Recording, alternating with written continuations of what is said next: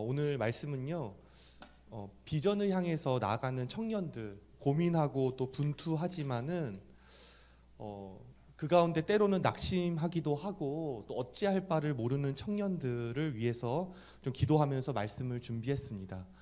그러니까 어떻게 하면 우리 청년들이 자신이 가진 비전들이 그냥 그 걸어가다가 좌절되는 것이 아니라 현실에서 구체화되고 그것을 삶으로 이루어갈 수 있을까 할 때 저한테 생각났던 두 가지 단어는 공동체와 성장입니다. 그러니까 나 개인이 혼자서는 성장할 수가 없습니다. 공동체가 성장하는 만큼 내가 성장할 수 있다는 것. 만약에 우리 공동체가 그냥 무서운 선배들의 눈치 보면서 구미에 맞추기 위해서 그렇지 않으면 공동체에서 배제당할까 봐 두려워서 그렇게 한다면요, 성과는 있을 수 있습니다. 하지만은 정말 그 사람의 내면적인 성장은 있을 수가 없거든요. 그래서 오늘은 우리가 경험해야 될 것은 어떻게 보면 초대교회와 같은 공동체. 어떻게 보면 주님의 그 공동체를 진정으로 경험할 때에만 그 사귐과 누림과 도전과 용기가 이 공동체에 진정으로 성령 안에서 있을 때에만 우리가 상상력을 가지고 새롭게 용기를 내고 정말 하나님 나라를 위해서 살아갈 수 있다는 것. 그래서 여러분들이 정원을 가꾸든 공동체를 가꾸는 것이 너무나 중요한 것에 대해서 말씀을 드리고 싶습니다. 요한복음 10장 말씀 한번 보실까요? 요한복음 10장 40절부터 42절. 보시면은 예수님께서도 낙심하고 지치신 적이 있습니다. 이 땅에서 사역하시면서요. 그때 주님께서 어디로 가시냐면 40절 한번 읽어보세요. 다시 요단강 저편 요한이 처음으로 세례 베풀던 곳으로 가서 거기 거하시니 라고 되어 있어요. 그러니까 예수님께서도 그 길을 걷다가 낙심하고 좌절하고 포기하고 싶은 것이 있을 때 그가 어디를 갔냐면 세례 요한의 공동체로 갔습니다. 세례 요한의 공동체는 어떤 공동체냐면 요한복음 5장 33절을 보면 이 요한이 예수님은 하나님의 아들이라고 증언했던 공동체입니다. 그가 좌절하고 낙심할 때 예수님께서도 그러셨는데 그때 그를 격려해주는 공동체를 향해서 나갔던 겁니다. 그 터전에서 쉼을 누리고요, 넉넉한 식탁 앞에서 먹고 마시고 고민을 나누고 대화하고 자신의 비전을 갱신할 그 넓은 품을 경험했던 것입니다.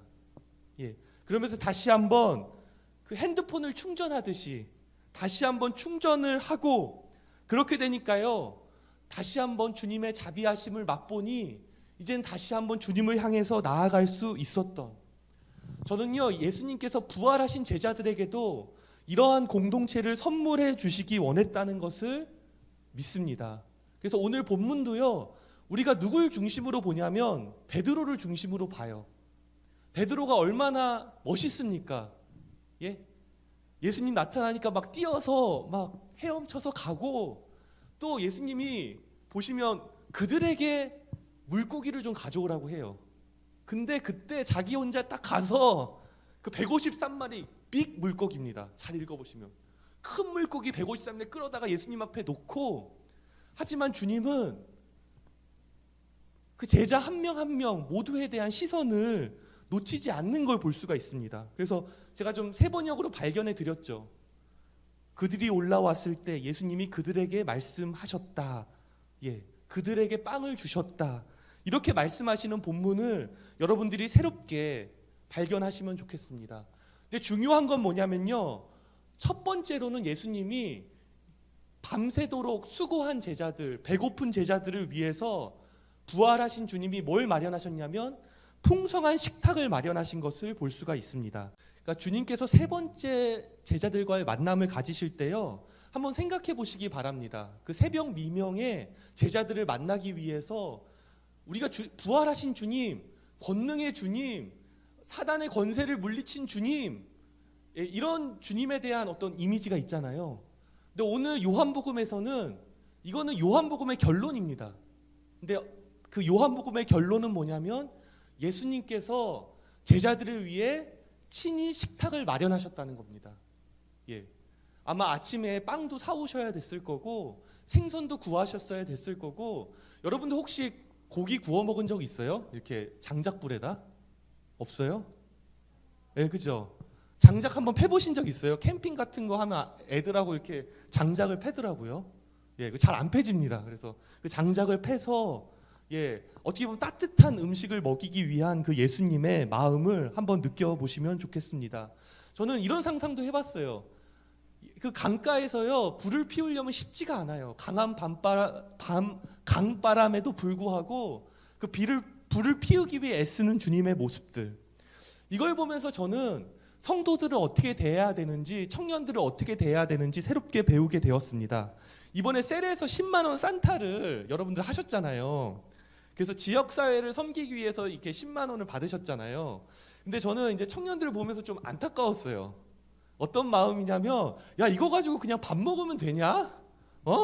이거 부활절 헌금인데, 이거 가지고 조금 좋은 일들 해야 되는 거 아니야? 근데 말도 못하고, 예? 이거 그냥, 야, 보니까 이제 뭐 정민 형제도 밥 먹었습니다. 순댓국 먹고 또 이렇게 했습니다. 할 때, 제 입장에서는 조금 너무나 아쉬운 거예요. 이거 조금, 이거 청년들이 얘기를 해야 되나? 근데 오늘 본문을 보면서 배우게 된 것이 뭐냐면, 주님은 우리 청년들이 밥 먹는 것에 대해서 너무나 기뻐하신다는 것입니다. 예, 우리 배고픈 청년들, 예, 또 때로는 낙심하고 절망하는 청년들, 그들을 위해서 식탁을 마련하시는 주님의 그 마음들을 여러분들 오늘 본문에서 한번 느껴보시기를 바랍니다. 이 주님의 사랑을 말이죠. 뉴스 기사를 보니까 이런 게 있었어요. 북도회관이라는 고깃집이 전라북도에 있는데 여기서 선한 영향력 프로젝트를 한다고 합니다. 근데 여러분들 그런 카드가 있는 거 아세요? 결식 아동들을 위한 카드? 그럼 한 끼에 5,000원씩 밥을 먹을 수가 있는 거예요. 근데 이 사장님이 생각할 때 5,000원 가지고 뭐 먹을 수 있냐 요즘에? 분식집 가서 그냥 김밥하고 라면 정도만 먹을 수 있는 거예요. 그래서 이 아저씨는 좀 답답한 마음에 경고문을 자기 그 고깃집 앞에 붙여놨는데 한번 들어보십시오. 얘들아, 그냥 삼촌 이모가 밥 한 끼 차려준다고 생각으로 가볍게 와서 먹자. 몇 개만 지켜주기를 부탁한다. 그러니까 지금 너희들 와서 밥 한 끼 내가 해주고 싶다는 거예요. 근데 3가지 부탁할 게 있대요. 이 경고문이거든요. 근데 첫째가 뭐냐면 너희 가게 들어올 때 쭈삣쭈삣 눈치 보면 안 된다. 두 번째가 뭐냐면 뭐든 먹고 싶은 거 있으면 얘기해줘. 눈치 보면 혼난다. 셋째가 뭐냐면 오기 전에 꼭 삼촌한테 전화해주고 와주라. 고기 불판을 열 올려놓을게. 저는 이게 좀 주님의 마음이 아닌가 이렇게 생각을 해봅니다. 여러분들이 갖고 있는 주님에 대한 이미지가 있잖아요. 근데 가장 결정적인 주님의 이미지는 뭐죠? 여러분들? 십자가와 부활이에요. 이거 따질 사람 있어요? 근데 부활하신 주님이 한 번 만나시고, 그렇죠? 처음 만남 기억하시죠? 두려워해서 방에 갇힌 제자들에게 찾아오시잖아요. 너에게 평화를 준다. 그 중에 못 만난 도마를 위해서 같이 있을 때 2번째로 오셔서도 평화를 너희에게 준다라고 말씀하시고, 3번째 이 주님의 식탁 가운데 초대하는 것을 볼 수가 있습니다.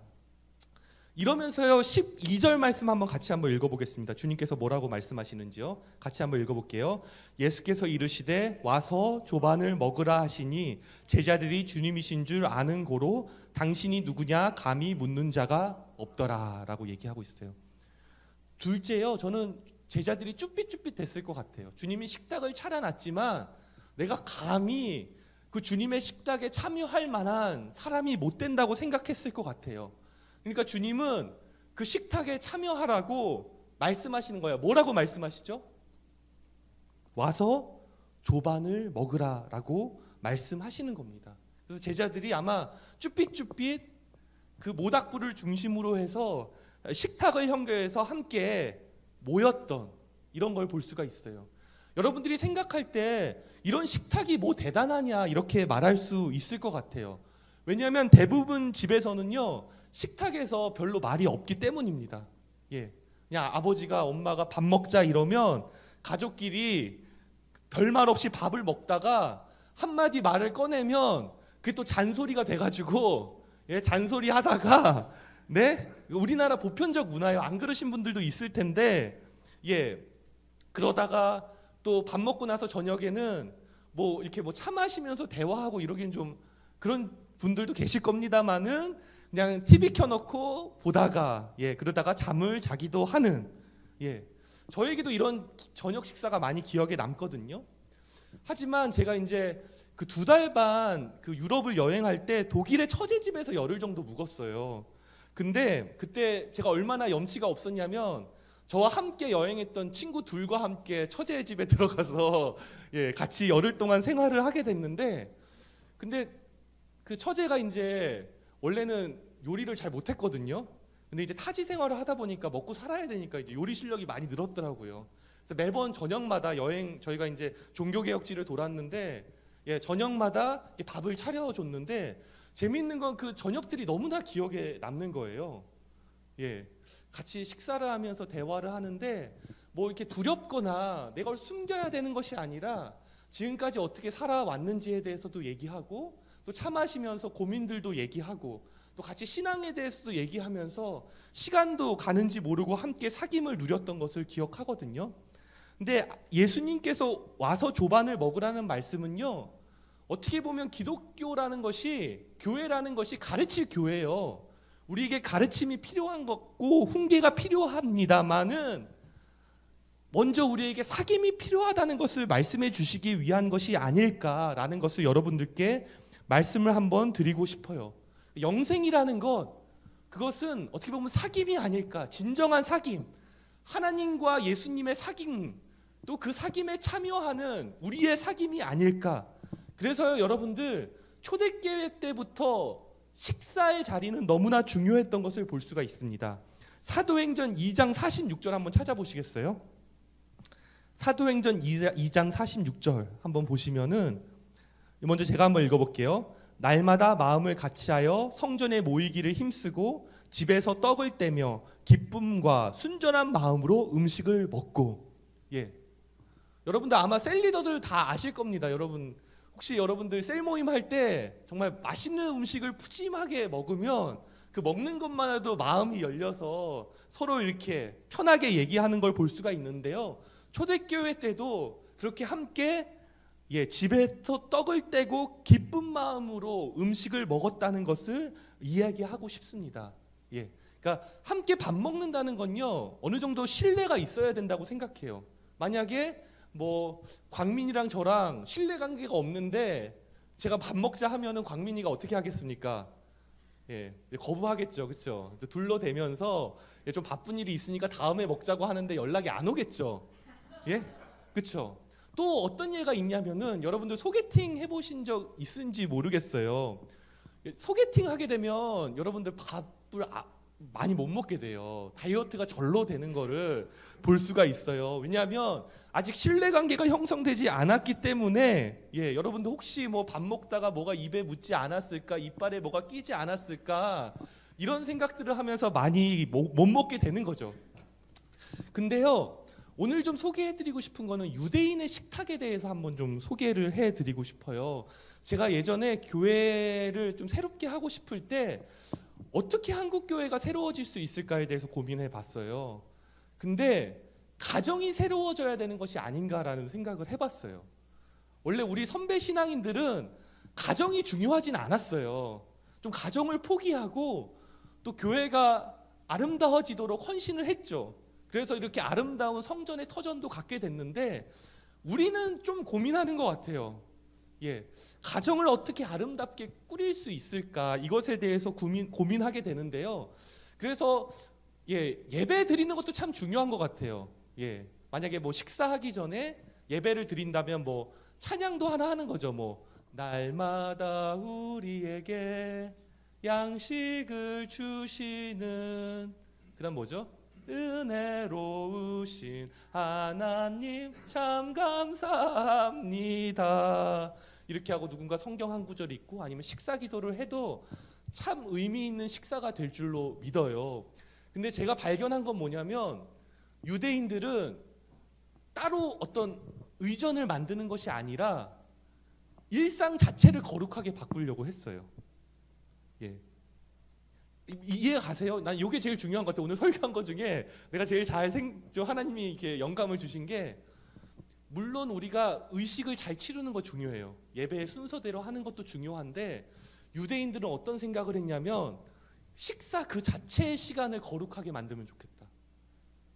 그래서 그들이 생각하는 건 뭐냐면 이건 하나님의 식탁이다, 신적인 식사라고 생각을 하면서요, 그때 가장 중요한 게 뭐냐면 이런 걸 적어야 되는 것 같아요. 아빠는 일찍 퇴근해서 자녀들과 충분히 노는 시간을 가진다고 합니다, 유대인들은요. 그리고 저녁 식사를 함께 하는 걸 중요하게 생각한다고 해요. 근데 그 저녁 식사는 그 사귐으로 나아가기 위해서 격려의 말부터 하게 되고요, 서로의 관심사를 나누다 보면 자연스럽게 삶과 신앙을 나누게 됩니다. 그래서 이런 얘기도 한대요. 자연을 사랑하는 법, 친구와 어울리는 법, 또 이웃과 더불어 살아가는 법. 그러니까 이런 대화 안에서 자연스럽게 삶도 나누고 또 신앙적인 또 교훈도 주는 것을 볼 수가 있습니다. 터치가 있는 거죠. 이렇게 한번 좀 보고 싶어요.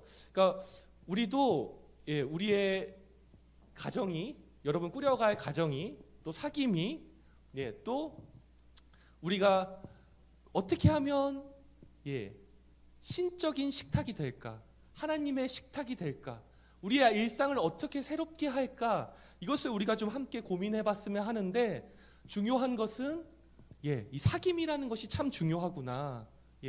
서로를 이렇게 열어가는 것, 서로를 이야기하는 것, 두려움 없이 그렇게 할 수 있는 그런 여정으로 우리가 함께 나아갔으면 합니다. 세 번째인데요. 세 번째는 뭐냐면요. 잠깐 본문을 봅시다. 잠깐만요. 세 번째는 13절 말씀 같이 한번 읽어보고 싶습니다. 13절 같이 읽어볼게요. 세 번역으로 읽겠습니다.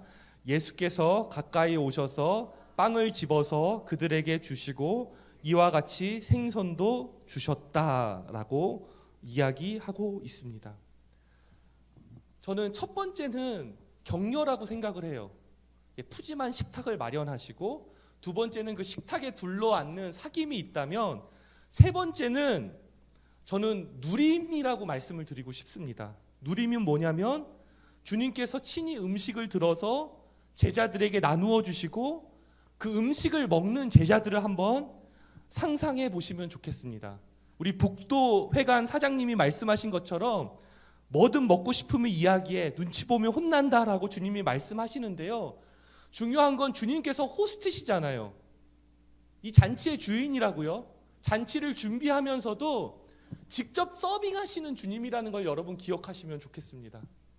여러분들에게, 각자에게 여러분의 얼굴을 보면서 여러분들 이렇게 그런데 그런 코스 요리 같은 거 먹어보셨나요? 그렇죠? 다 먹어봤죠, 한 번씩은.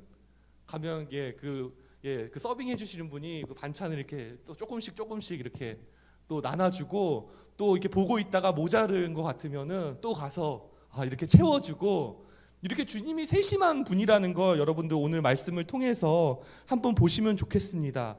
왜냐하면은 우리가 주님의 살과 피를 먹어야만 영생을 누릴 수 있기 때문입니다. 이 음식은 진짜 먹는 음식이면서도 이 주님의 식탁에서 먹는 이 빵과 생선과 또 포도주는 뭐죠? 주님의 살과 피를 먹는 것. 주님의 그 십자가의 죽으심과 부활에서 주시는 그 사랑과 생명을 먹는다는 것임을 여러분들 꼭 기억하시기를 바랍니다. 여러분, 이렇게 생각하실 수 있어요. 도대체 무슨 말입니까? 헌신과 충성, 그거면 충분하죠. 이런 격려와 사귐과 누림은요, 이런 건 너무나 좀 인간적인 거 아닙니까? 세속적인 거 아닙니까? 인문학적인 거 아닙니까? 라고 마음속으로 생각하실 수 있습니다. 근데 저는 맞다고 말씀드리고 싶습니다. 저는 기독교 인문학이 필요하다고 생각하는 한 사람이기 때문에 이 본문을, 그렇기 때문에 저는 오늘 이 본문을 그냥 놓칠 수 있는데 한 절 한 절 세심히 보고 있다고 생각합니다. 단순한 교리적인 눈으로, 또 전통적인 눈으로는 이 본문이 의미가 없을 수 있죠. 그냥 밥 먹고 끝나는 거죠. 우리가 그냥 햄버거로, 그냥 패스트푸드로 배를 채우듯 이 식사는 의미가 없는 것이지만, 오늘 주님께서는 이 식사의 자리에서 여러분이 먹는 것에 따라서 여러분의 인생과 신앙이 결정된다는 걸 말씀을 드리는 겁니다. 오늘 진짜 중요한 건 뭐냐면요, 이게 제 결론인데, 헌신과 충성이 중요합니다. 저는 우리 청년들이 거룩해지면 좋겠습니다. 남들과 다르게 살면 좋겠습니다. 여러분들이 하나님 나라를 위해서 누구보다도 헌신적으로 헌신하면 좋겠습니다. 하지만 오늘 말씀드리고 싶은 거는 그 헌신도 충성도 여러분들이 누리지 못한다면 일시적으로 끝날 거라는 걸 말씀드리고 싶습니다. 여러분이 번아웃하고 말 겁니다. 도리어 기독교의 회의주의자가 되고 소리 없이 교회를 떠날 수가 있습니다. 그래서 오늘 주님이 말씀하시는 단 한 가지가 뭐냐면, 그래, 나는 너희들이 나만 바라보면 좋겠고 충성하면 좋겠는데 너희들이 이 먹고 마시는 것 누림을 알지 못한다면은 너희들이 진정으로 나를 영혼육 전 생애적으로 전 인격적으로 나를 절대로 따를 수 없다는 것, 여러분께 말씀을 드리고 싶습니다. 그 흑인 노예들도요, 이 먹고 마시는 게 얼마나 중요하냐면, 이 흑인 노예들이 원래 서아프리카에서 정말 행복하게 살았습니다. 노래하고 춤추고 뭐 과일 그냥 야자 열매 따먹고 살았는데, 어느 날 노예선에 잡혀가지고 그들이 그 악한 농장주 밑에서 목화를 따고 하루 종일 일을 하고 비참한 인생을 살아가게 되는데요, 중요한 건 그들도 기쁨이 있었다는 겁니다. 언제 기쁨이 있죠? 밥을 먹을 때. 그 밥을 먹을 때는 너무나 기쁘고 즐겁고 그럴 수 있는 거거든요. 저도 참 미안한 말인데요, 이 장례식장 가잖아요. 그럼 너무나 슬프죠. 마음이 아프죠. 유가족들을 이렇게 위로하고 싶어요. 그래서 밥 먹는 거조차도 좀 죄송스럽고, 저 밥 좀 안 먹고 싶습니다, 이렇게 얘기하잖아요. 근데 꼭 목사님 꼭 드시고 가셔야 됩니다. 근데 중요한 건 또 그 먹으면 맛있습니다. 그 반찬도 맛있고 그 편육도 맛있고, 그래서 또 막 더 달라고 합니다. 이거 좀 더 주시면 안 되겠냐고. 이렇게 하는 게 인간이거든요. 근데 주님이요, 이런 우리를 이해하신다는 걸 말씀을 드리고 싶어요. 이거 먹고 사는 게 신앙을 결정한다니까요. 거짓말이 아니에요. 창세기에 뭐 때문에 사단이 난 겁니까? 선악과 먹는 것 때문에 사단이 나서 영생이 깨졌다고요. 근데 어떻게 회복된 거죠? 주님이 십자가에 죽고 부활하시면서 자신의 살과 피를 나누심으로써 우리의 영생은 회복되었습니다. 주님으로 중심으로 한 이 식탁에서야말로 우리가 진정으로 사귈 수 있고, 그렇죠? 두려움 때문에 우리가 피하고 우리를 숨기고 이러는 것이 아니라 용기 있게 자신의 전부를 내어서, 자신의 모난 것까지 내어서 우리가 사귀고, 그것이 주님 안에서 새로워질 때에야 우리가 진정한 성숙한 공동체로 나아갈 수 있게 되는 것인 줄로 믿습니다. 저는 그래서 이런 청년 얘기를 들어봤어요. 저희 청년인데 누군지 말을 못합니다. 청년부가 어떻게 부흥할 수 있냐, 이 토요 예배가 어떻게 잘 될 수 있냐. 그래서 이 청년은 저에게 뭐라고 얘기했냐면, 토요 예배 때마다 저녁 식사를 준다면, 그러면 이 토요 예배는 부흥할 것이다. 아멘. 그런 후원자가 나오기를 간절히 기도합니다. 이분을 내년 회장으로 저는 되고 싶은데 누군지 기도하시면 알게 될 줄로, 전혀 예상 밖의 분인데 정말 공동체를 사랑하고 걱정하는, 잘 나오진 않지만 그런 분이 계시다고 여러분들께 말씀을 드리고 싶습니다. 이 먹고 마시는 거 중요하죠, 그렇죠? 예수님도 별명이 먹고 마시는 자입니다, 그죠? 왜 그렇게 바리새인들이 얘기하는 거예요? 왜 그렇게 너희 스승은 먹고 마시느냐라고 얘기하면서 그는 세리와 죄인 바리새인 따지지 않고 함께 먹으시는 분이었습니다. 저는 여러분들도요, 여러분들에게 그런 얘기 하고 싶어요. 제가 좀 이제는 기도를 몇 번 했니? 아니면 여러분들 뭐 묵상을 했니? 이런 거보다 너 약수동에 맛있는 돈가스 집이 생겼는데 그걸 한번 먹어봤냐? 이게 구원에 있어서 영생에 있어서 너무나 중요하자. 우리 같이 먹으러 가자. 이렇게 할 수 있는. 그래서 말씀드리고 싶어요. 먼저는 밥을 대충 먹지 않으시면 좋겠습니다. 항상 그냥 대충 먹지 마시고 이 먹는 게 여러분의 영성을 결정한다고 생각하시면서 하루에 모르겠어요. 다 잘 먹을 수는 없겠죠. 한 끼 정도는 정성스러운 밥과 국과 좀 고기 반찬도 있는 음식을 먹으면서 여러분의 건강을 챙기고 또 그 알밥을 먹으면서 그 맛을 한번 저도 그때 우리 회장님이 저한테 얘기해서 왜 이렇게 밥을 빨리 먹냐고 저한테 얘기한 적 있잖아요. 그렇죠? 저도 그걸 잘 못해요. 밥 먹는 건 어떤 더 큰 성취를 하기 위해서 쉬는 거예요. 이 쉬는 것 자체가 이게 의미가 있다는 건 저한테 너무 낯선 일입니다. 솔직히 저도 이런 얘기를 하면서 우리 모두가 좀 그러지 않을까 생각하는데요.